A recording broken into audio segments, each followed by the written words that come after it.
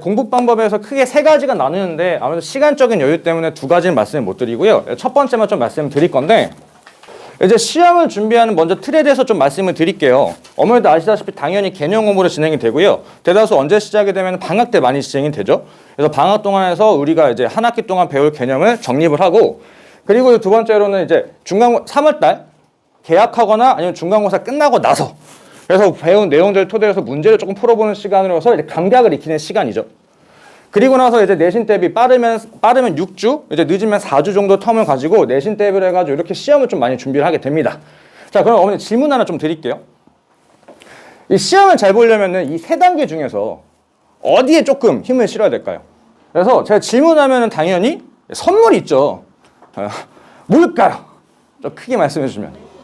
아이, 감사합니다. 제가 곧 다음 주에 이제 발렌타인데이라서 달달했으면 하는 마음에 초콜릿 하나 좀 준비했습니다. 네. 어머니는 다시 아시다시피 많이 상담도 받아보셨고 해서 개념이 중요하다는 말씀 정말 많이 들어보셨을 거예요. 그리고 이제 뭐 타 학원을 디스하거나 저희 학원 홍보하려는 건 아니고요. 기본적으로 개념을 공부하는 방법에 대해서 저희 학원 같은 경우에는 이런 개념서를 쓴다. 그래서 이런 개념 공부법을 쓴다. 라고 이런 안내 말씀 많이 들어보셨을 거예요. 근데 어머니 요거 질문 제가 하나 드릴 텐데 요거 말씀해 주시면은 제가 우리 자녀분들 이제 조금 책상에 도움이 되라고 문화상품권을 준비했는데 아직까지 맞추신 분은 없습니다. 그러면은 개념을 안다라고 하는 것은 뭘까요? 개념을 안다라고 하는 것은 아이들이 설명할 수 있어야 돼요. 그래서 아이들의 가장 단점 중에 하나가 뭐냐면은 개념 공부하는데 책에 대한 추천을 많이 하고요. 개념 공부를 어떻게 해야 되는지 잘 모른다고 질문하는데 알려줘도 아이들이 진행을 하지 않아요. 가장 중요한 것은 학원과 강의가 중요한 게 아니라 아이들이 개념서를 대하는 태도가 제일 중요해요. 그래서 제가 조금 좀 실제로 어머니께서 공감을 좀 하셨으면 하는 마음에 제가 학창 시절에 공부를 좀 안 했습니다. 그래서 그때 이제 공부했던 이제 수학의 정석책을 갖고 왔는데 그게 어제 없어져 버려가지고 그래서 제가 지금 쓰고 있는 교재를 잠깐 얘기를 드리면은 아이들이 이렇게 보게 되면 가장 중요한 게 이 앞에 개념인데 개념이 굉장히 깨끗해요. 그리고 여기 뒤에 보시면 문제풀이에 대해서 답밖에 안 적혀 있어요. 풀이 따윈 없고요. 답밖에 정해 있지 않습니다. 그래서 아이들이 제가 농담 삼아서 가장 많이 하는 게 이제 뭐 이렇게 얘기를 토대로 하다가 야, 뭐였지? 미분계수의 정의가 뭐야? 라고 제가 장난을 좀 많이 칩니다. 그러면 아이들이 가만히 하고 눈을 피해요. 도망가죠. 그 뜻은 뭐냐면은 아이들이 개념을 기본적으로 안다라고 하는 것이 중학교에서 배웠던 것과 고등학교에서 적용하는 방법이 달라져야 되는데 근데 9년 동안 배운 짬바가 있는데 그게 쉽게 바뀌지가 않아요. 중학교 같은 경우에서는 개념을 듣고 문제를 많이 풀어볼수록 점수가 직결돼요.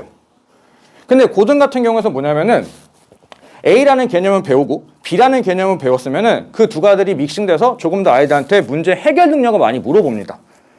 그래서 아이들이 개념에서 정확히 설명할 수 있고 내가 알아야지만 내가 하는 건 이거고 제가 하는 건 이건데 이거를 내가 하는 것은 이거니까 한번 해볼까라는 가능성을 자꾸 열어두면서 그래서 문제를 이제 코난처럼 증거를 모아가지고 답을 내야 되는 거거든요. 근데 아이들이 그런 거에 집중하지 않고 문제를 틀리면은 답지에만 집중해요. 내가 뭔가 틀렸으면 왜 틀렸는지에 집중하는 게 아니라 답을 보고 이해하고 이렇게 하면 되는구나 집중을 하거든요. 당연히 그러면 점수가 제자리 걸음이 돼요. 이거 이렇게 말씀드린 이유 중에 하나는 뭐냐면은 제 경험입니다. 제가 삼수까지 했는데요. 제가 삼수까지 했는데 점수가 재수 9월 달까지 안 나왔어요. 당장 2달 뒤에 수능을 봐야 되는데. 그때 제가 제 안타까운 건 뭐냐면은 저는 열심히 했는데 점수가 안 올라서 대체 왜 안 오를까를 고민했고요. 시험 끝나서 집에 가면서 울면서 돌아왔거든요. 내가 아는 것은 이건데 이렇게 풀었는데 답이 안 나오지를 궁금하기 시작했어요. 그래서 처음에 한 게 뭐냐면은 정석책을 펴고 개념서를 천천히 정독을 한번 해봤거든요. 그러니까 제가 뭐가 오류가 되는지 슬슬 보이더라고요. 근데 아이들은 참 웃긴 거 뭐냐면은 영어 공부를 할 때 영어 단어가 모르게 되면은 네이버를 킵니다. 사전을 펴봐요. 근데 수학을 틀리게 되면 절대 개념서를 펴보지 않아요. 뭐가 빵꾸가 난 거 있는지 옆에서 알려주지 않는 이상 아이들이 그냥 답지에만 집중해서 하다 보니까 아이들 자꾸 제자리 걸음이고 점수가 오르지 않아요.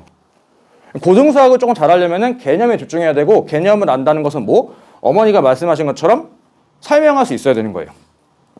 그래서 제가 아이들한테 시키는 것은 뭐냐면은 이렇게 개념 노트를 작성해서 실제로 제가 쓰는 제가 쓰는 강의 노트고 조금 안 보여가지고 지금 실제로 쓰고 있는 제 미적분 강의 노트입니다.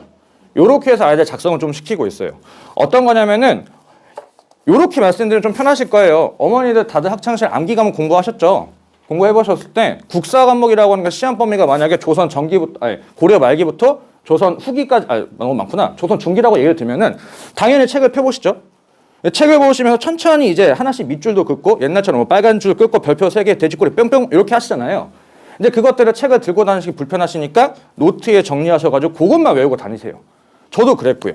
수학 공부도 맨 처음엔 그렇게 해야 돼요. 책을 펴보고 책에서 중요한 내용이 뭔지 스스로 한번 정리를 한번 해보고 그리고 수업 듣고 강의 듣고 본인이 몰랐던 부분이 뭐고 내가 여기서 배워야 될 게 뭔지를 하나씩 정리하면서 모르는 것들 자꾸 쳐내려가야 되는데 아이들 문제풀이에 자꾸 집중을 합니다. 근데 그건 어쩔 수가 없어요. 배운 게 9년 동안 그거였으니까. 그래서 어머니들이 지금 도와주셔야 될 것은 뭐냐면은 제가 이제 아이들한테 하는 장난처럼 어머니도 이제 딸 지금 두부가 없어. 지금 두부 좀 사오고 이제 두부 사장님한테 미분계수 정의가 뭔지도 같이 설명하고 와. 라는 이제 농담 삼아 좀 섞어 가시면서 아이들 조금 더 개념에서 스스로 정독할 수 있도록 좀 도와주시면은 그래도 이제 아이들이 조금 나아지지 않을까라고 하는 말씀을 먼저 드리고 시작을 하도록 할게요. 그리고 개념을 잘한다고 해가지고 문제풀이랑 전혀 다른 얘기예요. 개념을 잘한다고 해서 문제를 잘 풀 수 있는 건 아니지만 그래서 답지를 보는 방법 그리고 이제 고난도 문제를 적용하는 방법 이렇게 세 가지가 제가 이제 갖고 있는 노하우인데 아무래도 시간적인 여유 때문에 저 두 가지는 지금 말씀드리기 좀 어려워요. 혹시나 궁금하시다라고 하시면 다시 저를 찾아주시면 제가 디테일하게 안내 말씀을 좀 도와드리도록 하겠습니다. 자, 그러면 이제 여기까지 해서 기본적으로 수학 기본 공부 방법에 대해서 좀 안내 말씀을 드렸고요. 이제 본격적으로 그러면 이제 학교 특색에 대해서 좀 안내 말씀을 좀 드리려고 할 거예요. 자, 그러면 이제 어머니도 궁금하시 이제 은평에 대해서 말씀드리자면은 큰 틀은 당연히 같고요. 교과서는 신사역으로 좀 쓰고 있고, 이거 이렇게 확 넘어갔네. 이제 은평 같은 경우에서는 이제 내용의 이해와 내용의 추가적인 내용을 좀 많이 물어보기 시작했어요. 예전에는 요 두 개였고 했는데 불과 작년부터 보시면은 조금 아이들한테는 공감이 많이 될 텐데 이게 진짜 시험 문제가 단순하게 얘들이 알고 있던 은평 시험 문제가 좀 아닌 상황이거든요. 교과서에 있는 가장 기본적이고 웬만한 시중교에서 다 있는 교육청 기출문제를 그림을 없앴어요. 같은 상황 똑같이 물어보는 거 숫자가 바뀌었는데 그림이 없으니까 아이들이 보기가 불편한 거죠. 그럼 당연히 이 상황을 그림은 그려야 되고 저 상황이었구나 해서 내용을 정확히 이해해야지만 문제를 풀 수 있는 상황이고 아까 말씀드린 것처럼 같은 상황인데 1학기 기말고사 때 1학기 중간고사에 나왔던 이제 복소수에 관련된 개념을 짬뽕시켜가지고 아이들이 이걸 해결할 수 있는지 그래서 복소수에 대한 이해를 갖고 있거나 까먹지 않는 이상은 문제를 풀기 어렵고 실제로 복소수에서도 내용이 어려운 게 추가가 된 거예요. 그래서 아이들이 여기서 후드 털려서 이제 또 상처 입고 돌아왔고요. 그리고 그 다음에서는 진짜 좀 비슷해 보이지만 내용이 조금 바뀌어서 아이들 명확한 내용의 이해를 물어보고 아니면 요 문제를 진짜 생판 다르게 내서 이제 킬러 문제를 조금 내는 상황. 그래서 은평이 난이도를 자꾸 올리고 있어서 이제 올해도 지금 어떻게 될 거라고 예상하기는 조금 예단하기는 어렵긴 하지만 아마 흐름이 작년과 조금 비슷할 거다라고 좀 말씀을 드리고 싶습니다. 자, 그러면 이제 기본적인 스타일을 알고 거기에 대한 대처 방안을 당연히 준비를 해야 되겠죠. 그래서 이제 백행과 이제 저의 스타일은 좀 어떻게 준비할 거냐면요. 3월 달에 되게 되면은 당연히 교과서 기반으로 수업을 좀 진행을 할 거예요. 근데 교과서가 지금 보시는 것처럼 4가지죠. 시중에서 가장 많이 쓰는 교과서, 신사고, 미래엔, 천재류, 비상. 요 4가지 교과서의 중단원과 대단원의 문제를 편집해가지고 그 기반으로 수업을 좀 나갈 거예요. 근데 어머니들과 학생들 좀 오해하는 것 중에 하나가 뭐냐면은 우리 학교 교과서만 좀 잘하면 되는 줄 알았는데 전혀 그렇지 않아요. 선생님들도 당연히 다른 학교 시험 문제를 기반으로 하시고 살펴보시고 하시거든요. 실제로 타 학교 같은 경우에서는 신사고 교과서를 쓰는데 신사고 교과서를 쓰지만 비상에 있는 문제를 그대로 냈어요. 조금 이제 제가 살짝 준비하긴 했는데 이게 교과서에 실려 있는 문제고요. 요거는 이제 도형에 대해서 이해를 토대로 해가지고 문제를 해결할 수 있는지를 물어보는 건데 요 문제가 요렇게 나왔는데 잘 안 보이시겠지만 숫자가 똑같습니다. X가 I로만 바뀌었고 요건 비상교과서에 있는 문제예요. 그렇기 때문에 아이들이 오해하는 것 중에 우리 교과서만 잘하는 게 아니라 교과서라고 하는 건 기본이기 때문에 당연히 그 기본을 명확하게 할 줄 안다면 대다수 있는 시중교재에 있는 기본적인 문제들은 다 풀립니다. 그래서 저는 교과서를 조금 기반으로 해서 아이들 좀 변형할 수 있게끔 좀 준비를 하고요. 다시 이제 우리 학교로 좀 넘어온다면 네, 교과서를 기반으로 해가지고 아이들한테 3월달 진행을 하고요. 사실 그렇다고 교과서만 해도 문제량은 조금 부족합니다. 그래서 학교별 프린트를 좀 저희가 받게 된다면은 저뿐만이 아니라 저희 수학과 선생님들, 저희 조교들이 문제를 변형을 합니다. 예, 출제율이 높은 문항 위주로 문제를 변형해서 이제 그것들은 이제 실전 마무리에 조금 녹이고요. 그리고 저희 장점 중에 하나가 이제 MIT. 아이들이 문제를 풀고 문제를 입력하게 되면은 오답이 쌓이죠. 그 오답을 토대로 해가지고 또 모아서 실전 마무리에다 녹이고요.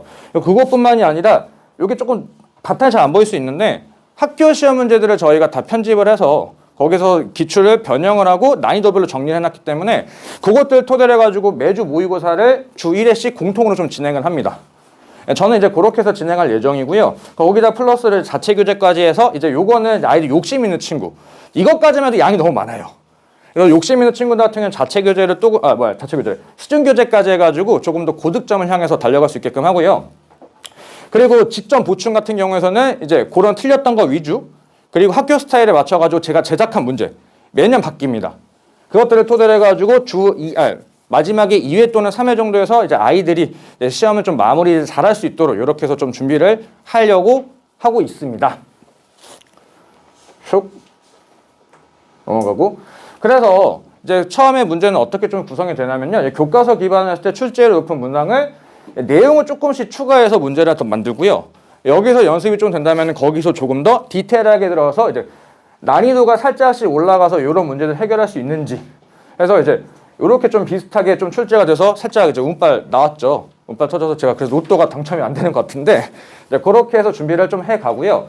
은평도 마찬가지로 해가지고 교과서에 기반해서 문제가 조금 변형을 해서 아이들이 이제 기본적인 내용을 튼튼하게 했다면은 다시 그 내용을 조금 더 디테일하게 바꿔가지고 난이도를 조금 올려서 그래서 아이들이 해결할 수 있는지를 이렇게 물어보고 거기다 추가적으로 당연히 킬러 문제에 대한 대비를 해야 되겠죠. 그래서 듣도 보지 못한 문제를 제가 자체적으로 제작을 해서 모든 모의고사에다 제가 다 치러 놓습니다. 근데 사실 요거 같은 경우는 적중하기가 굉장히 어렵죠. 선생님들 어떤 스타일로 문제를 내기가 좀 당연히 잘 모르기 때문에 기본적으로 이 문제를 그럼에도 출제하고 아이들한테 풀리는 이유 중에 하나는 뭐냐면은 어려운 문제는 아이들이 단점 중에 하나가 제가 가장 많이 받는 질문이 이거 푸는 법 까먹었어요. 예요. 근데 수학 문제는 어머니도 아시다시피 결과가 중요한 게 아니라 답을 내는 과정을 명확하게 하나씩 계속해서 해야 되는 거거든요. 그래서 단순하게 문제를 풀이보다는 내가 하는 건 이건데 이렇게 한번 해볼까라는 가능성을 자꾸 열어두고 그것들을 토대로 하나씩 조금씩 발전할 수 있도록 해서 이런 문제를 좀 풀립니다.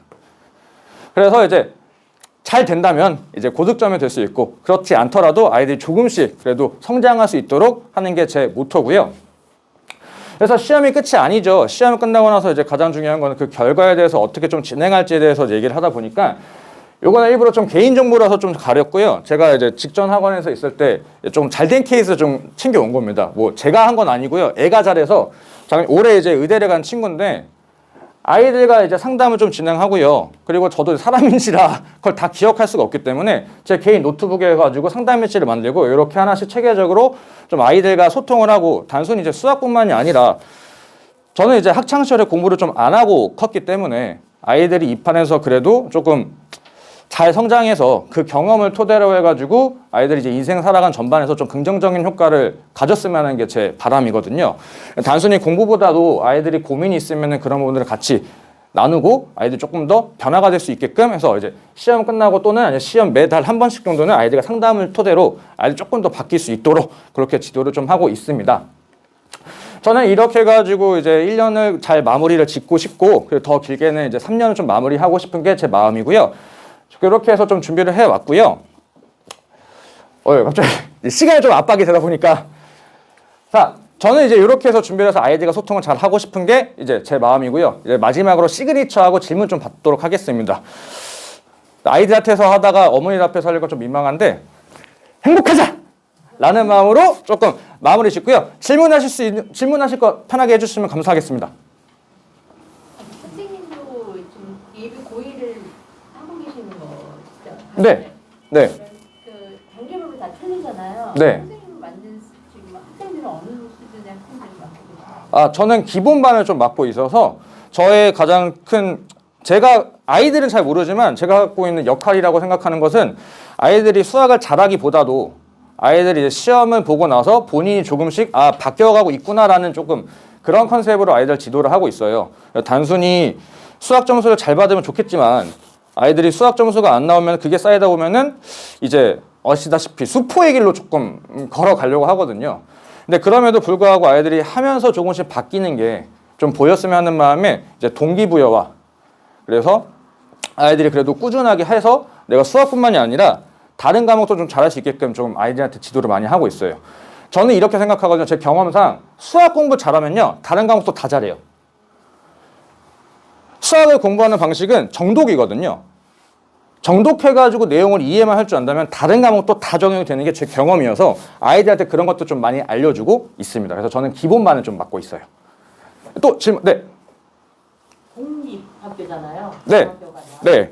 공립학교의 특성은 교사들이 네. 학교를 이동한단 말이에요. 그쵸. 사립은 그 학교에 있고 좀 동양 분석이라는 게 사립은 의미가 있어도 그쵸. 공립 같은 경우는 교사가 이동을 해버리고 또 다른 교사가 또 학년을 맡으면 일관성 없이 이렇게 바뀌지 않나요? 그쵸. 그런 경우가 그래서 어떻게, 예, 그런 경우가 실제로 있었던 것 중에 하나가 선생님들이 바뀌면서 갑자기 바뀌어서 중간고사는 좀 평이했다 기말고사가 어렵게 나오는 경우도 있었어요. 근데 기본적으로 학교 시험은 좀 어떻게 출제되는지 원리를 말씀드리면 작년의 시험지를 토대로 해가지고 그 문제가 싱크를 거의 안 맞게끔 됩니다. 그렇기 때문에 학교별 선생님이 어떻게 좀 바뀌어서 경향이라고 하는 것들을 분석하는 것들 도움이 되긴 하지만 어머니가 말씀하신 것처럼 선생님이 딱 바뀌어버리게 되면은 그게 다 무의미할 수가 있어요. 하지만 시험지 기반으로 해서 거기에서 싱크를 조금 맞거나 아니면 좀 변형이 되는 스타일 정도는 저희도 사람이고 이제 어떻게 문제가 나올지는 좀 대충 예상을 좀 하고 있어서 그거에 맞춰서 좀 진행을 하는데 문제는 다 들어맞기가 살짝 어려워서 저는 기본적으로 아이들한테 그래서 집중하는 것 중에 하나가 애들이 전 유형 파악하는 걸 좋아하지 않아요. 그 센이랑 교과서 보기에는 유형별로 문제가 좀 정리가 되는데 전 그것보다 아이들이 기본적인 내용에 대해서 명확한 이해가 있으면 조금씩 바뀌더라도 내가 하는 건 이건데 라고 하면서 조금 시도를 할 수 있게끔 하는 편이라 그래서 경향보다는 이제 아이들이 기본적인 수학 실력을 올릴 수 있게끔 하는 게 제 스타일입니다. 그리고 다른 선생님도 마찬가지고요. 그래서 어머니께서 좀 걱정하신 부분은 이제 저희가 나름 열심히 케어를 하고 있다라고 말씀드리고 싶습니다. 네. 그러니까 은평고 아이들이 많이 다니는 학원이 은평고 엄마들 입장에서는 내신 대비가 잘 될 거라는 그쵸. 생각을 하죠. 왜냐면 저희 아이가 이 학원이 하나면 네. 내신 기간에 내신 대비가 힘들 거라고 생각하거든요. 그쵸. 기존에 여기 뭐 은평고 출신들이 다닌 퍼센테이지가 있었나요? 아니, 네. 지금은 좀 더 생겼나요? 뭐 이런 거. 예. 학원 은평구에서 원생 비율이요? 네, 지금요. 예. 네, 원생 비율은 꾸준히 지금은 그 비율적인 부분에서는 제가 저도 이제 사실 전 수업 외적으로 딱히 행정적인 부분에서 관심을 조금 두고 있지 않아서 그쪽 부분은 이제 저희 원장님께서 좀 아실 텐데 제가 지금 겪어본 바로서는 원생은 꾸준히 늘고 지금 살짝씩 느리지만 우상향하는 케이스로 보시고 계시면 되시고요. 가장 단편적인 예로는 저희 학원 홈페이지 들어가시게 되면 합격자 명수가 나오는데 그 누적 명수가 아니어서 그거 보시면 조금 판단하시기 쉬우실 거예요.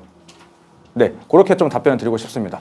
저 이제 시간이 조금 돼서 좀 질문을 제가 다행히 마무리 때 다시 한번 들어오거든요. 그때 다시 한번 해주시면 감사하겠습니다.